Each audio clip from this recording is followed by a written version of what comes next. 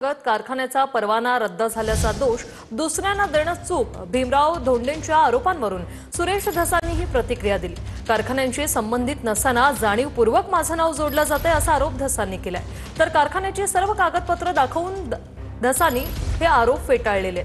दरम्यान आष्टी तालुक्यातील महेश सहकारी साखर कारखान्याचे लायसन्स रद्द करण्यासाठी सुरेश धस यांनी पत्र दिल्याचा आरोप भीमराव धोंडे यांनी केला होता।